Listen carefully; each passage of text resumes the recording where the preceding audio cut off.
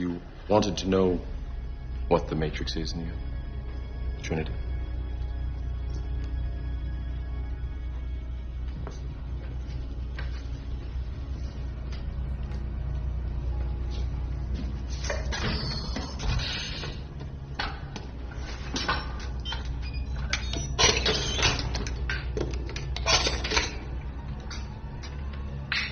Try to relax.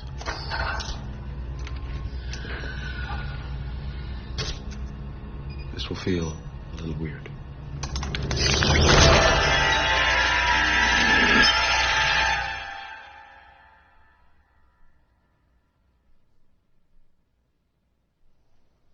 This is the construct. It's our loading program. We can load anything from clothing to equipment, weapons, training simulations, anything we need. Right now, we're inside a computer program? Is it really so hard to believe? Your clothes are different, the plugs in your arms and head are gone. Your hair has changed. Your appearance now is what we call residual self-image. It is the mental projection of your digital self. This isn't real. What is real? How do you define real? If you're talking about what you can feel, what you can smell, what you can taste and see, then real is simply electrical signals interpreted by your brain. MetaVerse is a virtual or a simulated world where it allows its users to socialize with one another without actually being around that person. It also allows users to participate in various activities such as gaming, shopping, even work and education. So with the metaverse, it's no longer an interaction via phone or computer, but you can actually live in an altered reality in an alternative universe. So in other words, it's a counterfeit version of our world and reality. Now what I'm going to do is play a short clip on where Mark Zuckerberg explains what metaverse is. The story of technology in our lifetimes is how it's given us the power to express ourselves and experience the world with ever greater richness. Back when I started Facebook, that mostly meant text that we typed on computers. Then we all got phones with cameras, and the internet became much more visual. And recently, as connections got faster, video has become the main way that we experience content. We've gone from desktop to web to phones, from text to photos to video, but this isn't the end of the line. The next platform and medium will be even more immersive, an embodied internet where you're in the experience, not just looking at it. And we call this the metaverse. And you're gonna be able to do almost anything you can imagine.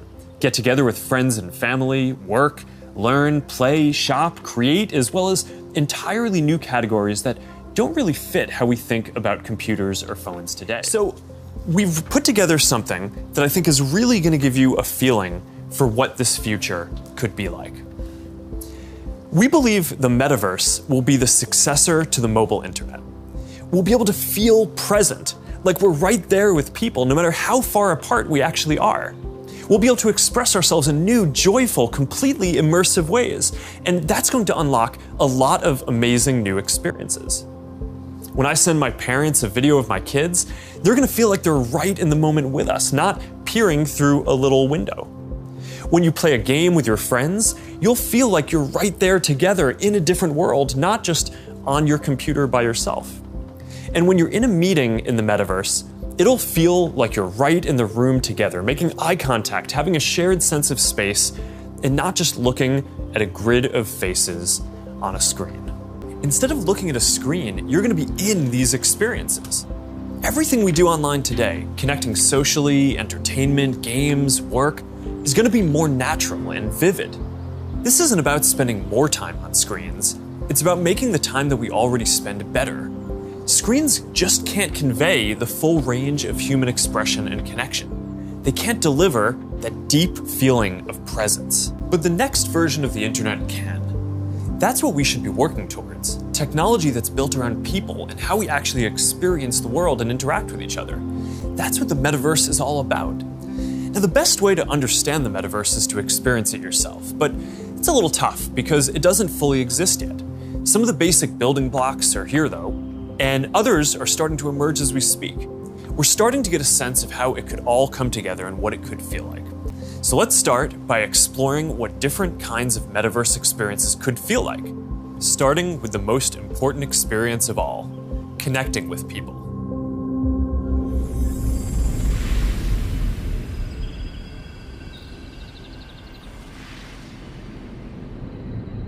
Imagine you put on your glasses or headset and you're instantly in your home space. It has parts of your physical home recreated virtually, it has things that are only possible virtually, and it has an incredibly inspiring view of whatever you find most beautiful. Hey, are you coming? Yeah, just gotta find something to wear.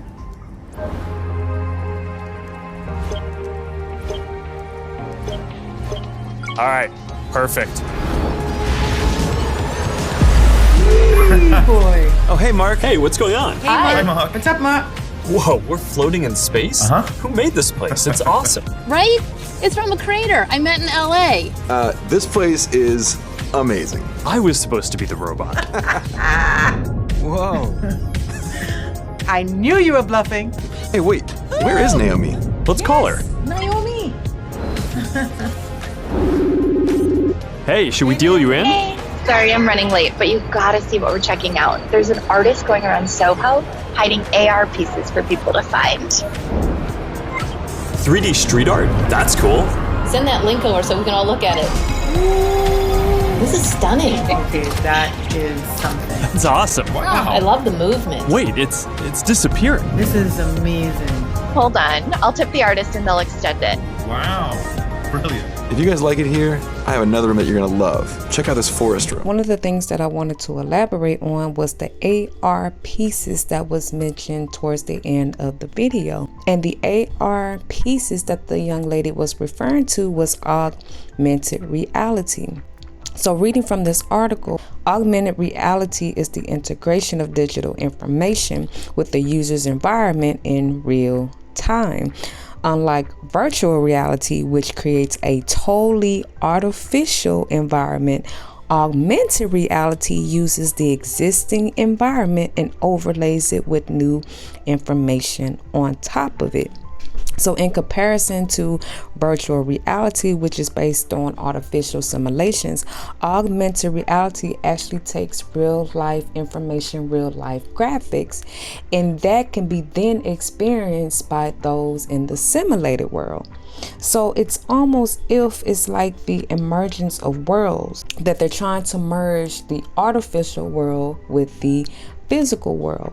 And this means that they can literally hide anything in the physical world, and those that begin to enter into the metaverse can then experience whatever pieces that they choose to hide in the physical world. Various many versions of metaverse already exist with games that can be played on various gaming systems such as Roblox and Minecraft, along with the headgear called Quest that can be purchased that would allow users to access this metaverse. Other accessories can be obtained, such as smart glasses. And y'all, these smart glasses are actually manufactured by Ray-Ban, which are the popular eyeglass companies that various people use to purchase their eyeglasses.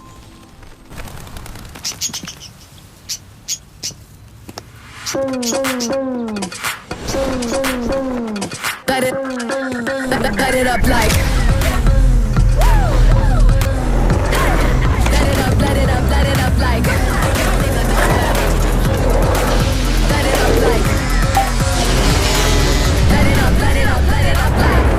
Got the fire in the flames, burn it up and straight. Hey Facebook, start video. Hey, can I take a photo? Sure.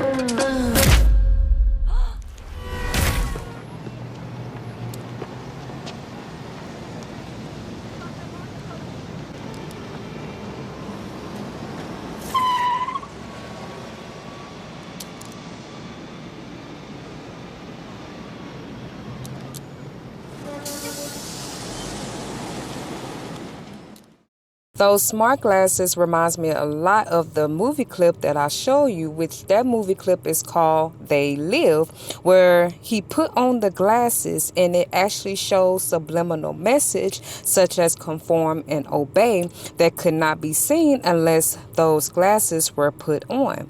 Many Hollywood movies often expose their agenda, write it off as entertainment. So a person may not realize that the movie is actually based off reality, either in the present or the future, as they say, hidden in plain sight.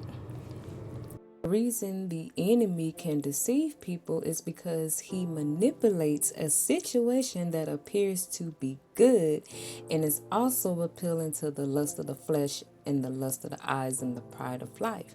He did the same exact thing to Eve in the garden in Genesis chapter 3 verses 1 through 7.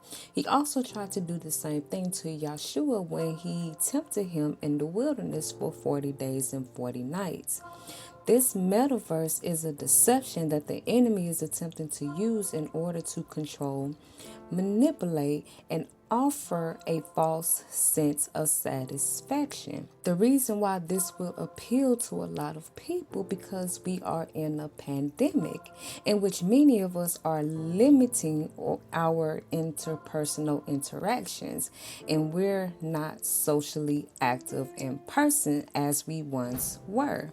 The enemy knows that the Most High Yah created us to be social beings, hence why he says in Genesis chapter 2 verse 18 that it's not good for man to be alone, that he will make him a helpmate suitable for him. So because of this and probably many other reasons, the enemy is offering an alternative universe that is not subjected to any laws, or should I say the Most High's laws and commandments.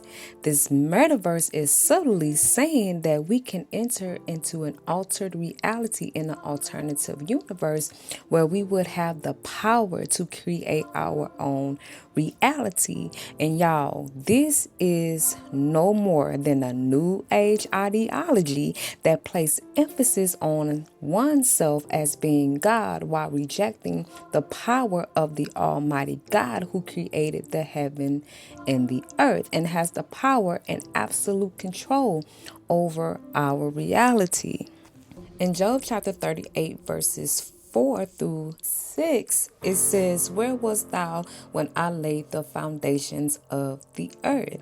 Declare if thou hast understanding. Who hath laid the measures thereof, if thou knowest? Or who hath stretched the line upon it?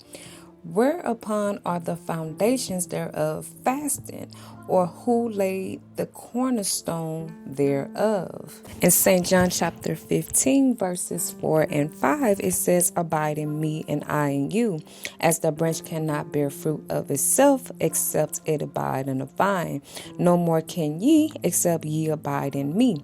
I am the vine, ye are the branches. He that abideth in me and I in him, the same bringeth forth much fruit, for without me you can do nothing." And the definition of the word without in this verse means to be severed, to be cut off from him. So apart from the Most High and Yahushua, we are not able to do anything. One of the ultimate goals of the enemy is to deceive the masses to reject the Most High, while alternatively worshiping him. It is a worship of self, which is the same as worshiping the enemy. And why is this the same as worshiping the enemy? It is because it is rooted in pride. It's an old trick that the enemy uses to trick people into worshiping him. Again, he tried to do the same thing with Yahushua when he was tempted in the wilderness. Do not fall for the deceptions, my brothers and sisters. It is so important to stay rooted in the Most High, to stay rooted in Yahushua, and to allow the Holy Spirit to lead you and guide you. It is so important to read and study the Word consistently. Always remember not to follow the ways of this world, but always keep on the narrow path which leads to life. All praises and great glory belongs to the Most High. I hope that this video has blessed you, and if it has, don't forget to like, share, and subscribe, and to hit the bell to get notifications when I upload new content. Until next time, my brothers and sisters, God bless. Talk soon.